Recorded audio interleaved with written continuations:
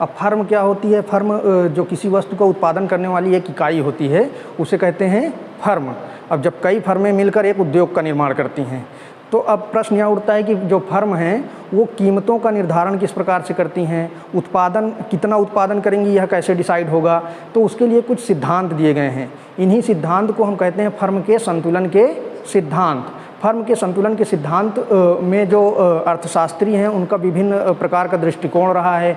जैसे जो neo classical अर्थशास्त्री थे वो कुछ और मानते थे कि फर्म का, और जो आधुनिक अर्थशास्त्री हैं वो कुछ और दृष्टिकोण रखते हैं। मतलब कहने का कि दोनों जो विचारधाराएं हैं वो फर्म की कीमत निर्धारण या फर्म के संतुलन के सिद्धांत के संबंध में अलग अलग दृष्टिकोण प्रस्तुत करते हैं।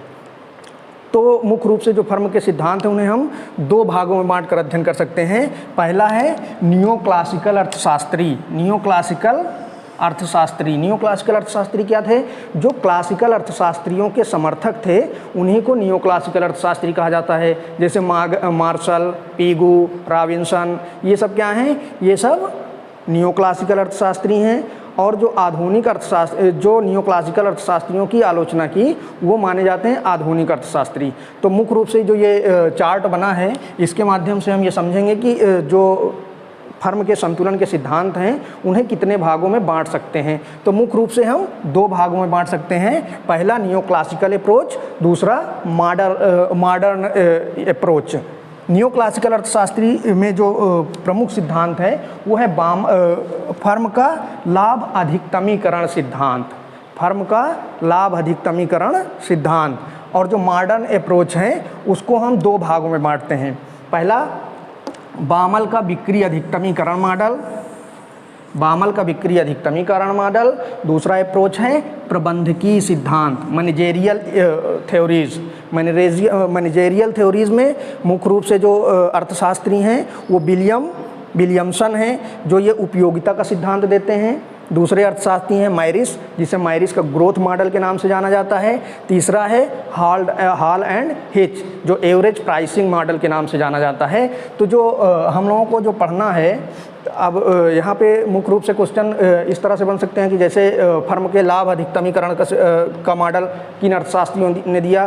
तो क्लासिकल अर्थशास्त्रियों ने। फर्म का बिक्री अधिकतमीकरण या आय अधिकतमीकरण सिद्धांत किसने दिया? बामल ने। या उपयोगिता फलन का सिद्धांत किसने दिया? विलियमसन ने। ग्रोथ मॉडल का सिद्धांत किसने दिया? मैरिस ने। और जो एवरेज या औसत कीमत का सिद्धांत है वो किसने दिया? हॉल एंड हिच ने। तो इस जो चार्ट है इसमें से ही कई क्वेश्चन बन रहे हैं। जैसे मैं बता दिया कि एक क्वेश्चन इस तरह बना सकता है कि जो फर्म के सिद्धांत हैं उनके डायरेक्ट अर्थशास्त्रियों का नाम पूछ ले, तो इस तरह से ये क्वेश्चन बन जाएंगे। अब दूसरा तरीका ये हो सकता है कि इनका अब हम लोग थोड़ा सा अध्ययन कर लें कि ये आखिर कहते क्या हैं और इसमें से फिर किस प्रकार के क्वेश्चन बन सकते हैं एग्ज़ाम में। तो पहला जो है वो है लाभ अधिकतमीकरण सिद्धांत। फर्म के लाभ अधिकतमीकरण सिद्धांत। फर्म के लाभ अधिकतमीकरण सिद्धांत क्या है? जैसे कि हम लोग मार्केट जब हम पढ़ते हैं तो मार्केट में क्या पढ़ते हैं? मार्केट में परफेक्ट कंपटीशन, मोनोपोली या मोनोपोलिस्टिक्स कंपटीशन। तो उसमें हम लोग देखते हैं कि जो फर्म होती है उनका किस प्रकार से कीमत निर्धारण होती है, किस प्रकार से उत्पादन निर्धारण होता है और एक फर्म संतुलन में किस तरीके से रहती है। तो जो क्लासिकल विचारधारा थी वो हमेशा जो मोनोपोली या परफेक्ट कंपटीशन थी उसमें हम लोग सदैव ये देखते थे कि जो फर्म का प्रमुख उद्देश्य माना जाता था वो माना जाता था लाभ का अधिकतमीकरण करना। मतलब एक फर्म का जो प्रमुख उद्देश्य होता है वह क्या होता है? जो नियो क्लासिकल अर्थशास्त्री क्या कहते थे कि फर्म का जो प्रमुख उद्देश्य होता है वह होता है अपने लाभ को अधिकतम करना। क्यों? क्योंकि जो इंटरप्रेन्योर होता है या उद्यमी होता है उसका मुख्य उद्देश्य ही क्या होता है? लाभ कमाना। तो जब लाभ कमाना प्रमुख उद्देश्य है तो वो क्या करेगा? अपने लाभ को अधिकतम करेगा। जहाँ पर उसका लाभ प्रॉफिट मैक्सिमाइजेशन होगा वहाँ पर एक फर्म संतुलन में होगी। Profit maximization theory of firm, यह जो सिद्धांत है वो यह कहता है कि एक फर्म लाभ पर तब होगी जब उसकी इनकम जो है वो लागत से अधिक होगी। मतलब कि जो वस्तु उत्पादन करती है जो वह उत्पादन से जो कीमत प्राप्त होगी किसी वस्तु की, उसकी लागत से ज़्यादा कीमत हो तभी हमें लाभ प्राप्त होगा। तो वो एक थ्योरी देते हैं जिसे कहा जाता है कि एक फर्म संतुलन में तब रहेगी जब TR माइनस TC का अंतर अधिकतम होगा। मतलब टोटल कास्ट या टोटल रेवेन्यू ज़्यादा होगी टोटल कास्ट से, तो इस दोनों का अंतर जितना अधिक होगा फर्म उतना ही अधिक लाभ कमाएगी। तो इसको कहा जाता है फर्म के लाभ अधिकतमीकरण सिद्धांत के लिए फर्म एक संतुलन में तब होगी जब TR माइनस TC का अंतर अधिक होगा, इसलिए इसे कहा जाता है TR माइनस TC विधि।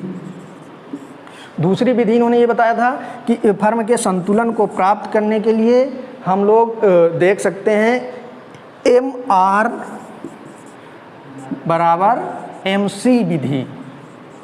दूसरी जो विधि है वो क्या है, MR बराबर MC विधि। मतलब marginal revenue equal to marginal cost, जब दोनों बराबर होंगे वहाँ पर फर्म संतुलन में होगी।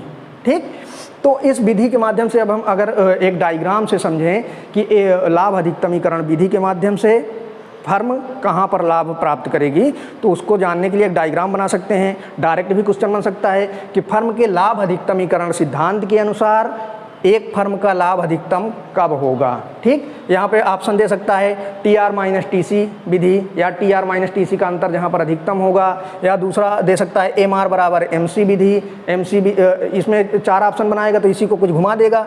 TR माइनस TC की जगह TR प्लस TC कर सकता है, TR ग्रेटर देन TC कर सकता है, TR लेस देन TC कर सकता है, इसी तरह MR लेस देन MC कर सकता है, MR MC प्लस कर सकता है। तो मतलब लेकिन सही आंसर क्या होगा, जहाँ पर TR माइनस TC या MR इक्वल टू MC।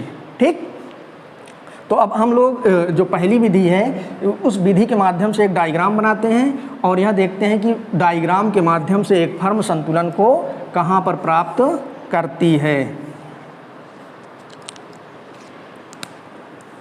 तो जो TR माइनस TC विधि है उसका डायग्राम ऐसे बनेगा। ये हो गया X अक्ष, ये हो गया Y अक्ष। TR क्या होता है, total revenue curve. Total revenue curve, जैसे हम जान रहे हैं कि जैसे जैसे किसी वस्तु की मात्रा बेचे इधर बिक्री होती है और इधर क्या होती है, वो प्राप्त होने वाली इनकम। तो जैसे जैसे किसी वस्तु की मात्रा बेचते जाते हैं आय जो है वो बढ़ती जाती है, पहले बढ़ती है फिर घटते दर से। तो ये क्या है, ये है वो मोनोपोलिस्टिक या मोनोपोली की दशा में होता है कि TR जो होता है हमारा पहले ऊपर की ओर बढ़ता है फिर धीरे धीरे घटता है। लेकिन जो परफेक्ट कंपटीशन होता है उसमें TR एक सीधी रेखा की ओर जाता है। मतलब जो TR कर्व होगा वो सीधी रेखा में होता है। ऐसा क्यों होता है, क्योंकि जो परफेक्ट कंपटीशन होता है उसमें कीमतें क्या होती हैं, पहले से डिसाइड होती हैं। जैसे मान लो ये पेन है, इस पेन की कीमत 5 रुपये है तो 5 रुपये ही रहेगी। अब 5 रुपये का पेन बेचेंगे तो जैसे जैसे ये पेन बेचेंगे क्योंकि कीमत सेम है तो इसका जो ग्राफ बनेगा वो एक सीधी रेखा में बनेगा। लेकिन मोनोपोली में क्या होता है, मोनोपोली या मोनोपोलिस्टिक्स कंपटीशन में जैसे जैसे वस्तु की ज़्यादा बेचा जाता है वैसे वैसे उसकी कीमत को घटाना पड़ता है। मतलब उसमें पहले से कीमत डिसाइड नहीं होती, इसलिए दोनों के TR में अंतर होता है। ठीक, तो ये मोनोपोली का हो गया या मोनोपोलिस्टिक कंपटीशन का, ये हो गया परफेक्ट कंपटीशन का TR कर्व। लेकिन अब जो TC कर्व होता है, टोटल कास्ट कर्व को क्लासिकल अर्थशास्त्री मानकर चलते थे कि उल्टे U आकार का होता है। जैसे हम लोग पढ़ चुके हैं कि जो MC AC TC ये सब क्या होते हैं, उल्टे U आकार के होते हैं। तो इसको हम लोग ऐसे बना सकते हैं, ये क्या है हमारा TC curve, total cast curve. अब अगर पहली विधि को हम लोग देखें कि TR माइनस TC, इसका अंतर जहाँ पर अधिकतम होगा वहीं पर एक फर्म संतुलन में होगी। तो अब इस डायग्राम में हम लोग अगर देखें तो हमें ये दोनों का अंतर कहाँ मिलेगा, जहाँ पर इन दोनों का अंतर अधिक होगा वहीं पर एक फर्म संतुलन में होगी। इस तरह बना सकते हैं हम इसको कि यहाँ पर एक फर्म का संतुलन होगा। मतलब OX उत्पादन करेगी और OP कीमत होगी, या ये हमारा इनकम होगा, इतना इनकम होगा। जो टोटल रेवेन्यू है TR, टोटल रेवेन्यू हमारी कितनी होगी, OX1 होगी, और जो टोटल उत्पादन है वो उसे कह सकते हैं OX2 होगा। ठीक, तो एक जो TR माइनस TC विधि के अनुसार एक फर्म संतुलन में कहाँ पर होगी, E बिंदु पर होगी। मतलब यहाँ पर TR और TC का अंतर अधिक है। ठीक, तो ये हो गई हमारी पहली विधि। इसी तरह हम लोग दूसरी विधि से भी निकालते थे। जैसे परफेक्ट कंपटीशन में अगर एक फर्म के संतुलन की बात करते थे तो कहाँ पर फर्म संतुलन में होती थी, इस डायग्राम से देख सकते हैं। जैसे मान लो ये हमारा हो गया AR बराबर MR, ये हो गया MC। तो जहाँ पर जैसे कि दूसरी विधि से हम लोगों ने देखा कि दूसरी जो विधि है वो क्या कहती है संतुलन के लिए, MR बराबर MC। तो MR बराबर MC तो इस तरह से दो जगह पे दिख रहा है, यहाँ भी बराबर है, यहाँ पर भी बराबर है। ये कीमत हो गई, ये इधर उत्पादन की मात्रा क्वांटिटी, इधर प्राइस। ठीक, तो अब अगर देख रहे हैं तो फर्म दो जगह संतुलन पे दिख रही है, MC तो दोनों जगह काट रहा है। लेकिन इसकी एक दूसरी शर्त भी होती है कि MC कर्व जो है वो greater than MR, MC curve greater than MR। मतलब जो कहने का कि जो MC कर्व है वो MR वक्र को नीचे से काटेगा। ठीक, तो ये हो गया हमारा संतुलन, किस विधि से, MC विधि से। तो ये जो हमारा क्लासिकल नियो क्लासिकल थ्योरी है फर्म के लाभ अधिकतमीकरण का सिद्धांत, वो हमें ये बताता है कि एक फर्म किस प्रकार से संतुलन में रहती है। वो किस मार्केट की बात करता है, परफेक्ट कंपटीशन एवं मोनोपोली एंड मोनोपोलिस्टिक्स कंपटीशन की बात करता है। किंतु बाद के जो अर्थशास्त्री आते हैं वो इस सिद्धांत की आलोचना करते हैं। आलोचना क्यों करते हैं, क्योंकि जो नियो क्लासिकल अर्थशास्त्री थे वो कुछ ऐसी मान्यताएं लेकर चलते हैं जो व्यवहारिक नहीं होती हैं, जो व्यवहारिक ना होने के कारण जो आधुनिक युग में क्योंकि न परफेक्ट कंपटीशन होता है, न मोनोपोली होती है, बल्कि कैसा बाजार होता है, अल्पाधिकार या ओलिगोपोली की स्थिति पाई जाती है। तो जब ओलिगोपोली की स्थिति पाई जाती है तो वहाँ पर फर्म के जो संतुलन के सिद्धांत हैं उसमें विचारकों के विचार बदल जाते हैं और वो विभिन्न प्रकार के विचार प्रस्तुत करते हैं। तो उसमें जो सबसे पहले विचारक हैं वो हैं बामल। बामल क्या कहते हैं, फर्म का जो उद्देश्य होता है वो लाभ अधिकतमीकरण करना नहीं होता, बल्कि रेवेन्यू मैक्सिमाइजेशन करना होता है या बिक्री अधिकतम करना होता है या सेल्स मैक्सिमाइजेशन होता है। तो बामल व्यवहारिक अध्ययन किया था। ये अमेरिकी अर्थशास्त्री थे। इन्होंने अमेरिका की कुछ फर्म्स जो हैं उनका एक सर्वे किया था।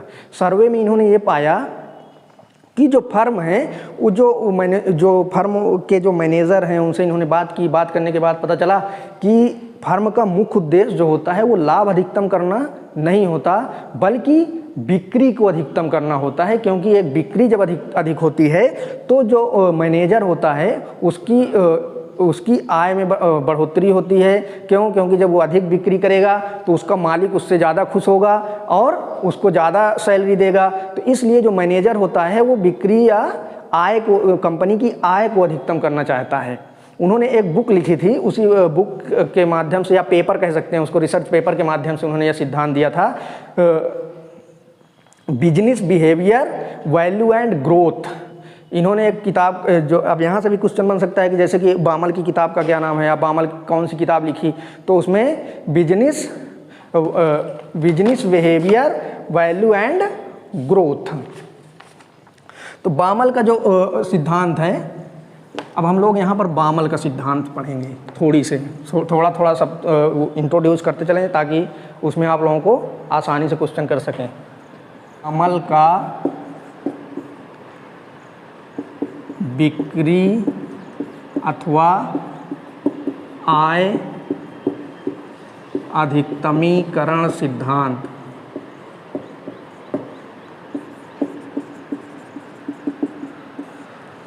रेवेन्यू मैक्सिमाइजेशन थ्योरी किसने दिया, पहले क्वेश्चन तो यही बन गया, बामल ने।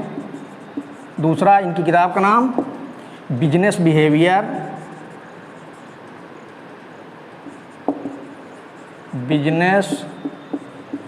Behaviour, value and growth. इनकी जो पेपर का नाम था वो था business behaviour, value and growth.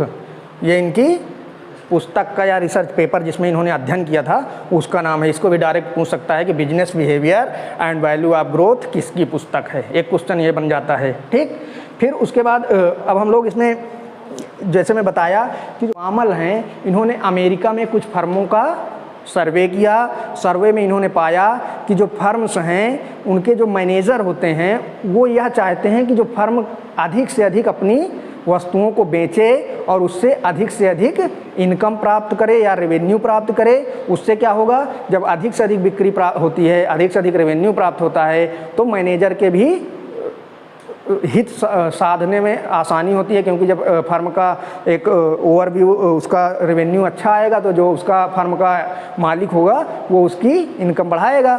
तो इसलिए इन्होंने एक सर्वेक्षण के आधार पर ये अपना सिद्धांत दिया जिसे जाना जाता है बामल का आय अधिकतमीकरण अथवा बिक्री अधिकतमीकरण सिद्धांत, जिसे माना जाता है बिक्री अथवा आय अधिकतमीकरण सिद्धांत। ये सिद्धांत को भी हम एक डायग्राम के माध्यम से समझ सकते हैं। इन्होंने कहा कि जो फर्म का जो प्रमुख उद्देश्य होता है, जो फर्म का प्रमुख उद्देश्य होता है वो न्यूनतम लाभ के साथ अधिकतम आय प्राप्त करना होता है। मतलब लाभ को इन्होंने छोड़ा नहीं। जैसे न्यू क्लासिकल ने कहा था कि फर्म का उद्देश्य लाभ को अधिकतम करना होता है, लेकिन इन्होंने कहा कि फर्म का उद्देश्य लाभ अधिकतम करना तो होता है किंतु एक न्यूनतम मात्रा में अधिकतम होगा लाभ, लेकिन मुख्य उद्देश्य जो होगा वो होगा रेवेन्यू मैक्सिमाइजेशन या सेल मैक्सिमाइजेशन। ठीक, तो इसको हम लोग एक डायग्राम से देख सकते हैं कि किस प्रकार से जो प्रॉफिट मैक्सिमाइजेशन थ्योरी है और रेवेन्यू मैक्सिमाइजेशन थ्योरी है उसमें क्या अंतर है, उसको डायग्राम से भी समझ सकते हैं और थ्योरी के रूप में तो पता ही चल गया कि उनका मुख्य उद्देश्य क्या था। जो न्यू क्लासिकल अर्थशास्त्री थे लाभ को अधिकतम करना, किंतु जो बामल हैं उनका मुख्य उद्देश्य क्या है, अपनी रेवेन्यू को मैक्सिमाइजेशन करना अथवा सेल्स को मैक्सिमाइजेशन करना। ठीक, तो इसको अब हम लोग डायग्राम से देखते हैं। जैसे कि हम लोग जानते हैं ये होता है एक्स अक्ष, ये होता है वाई अक्ष, दूसरा वो नहीं है कोई है।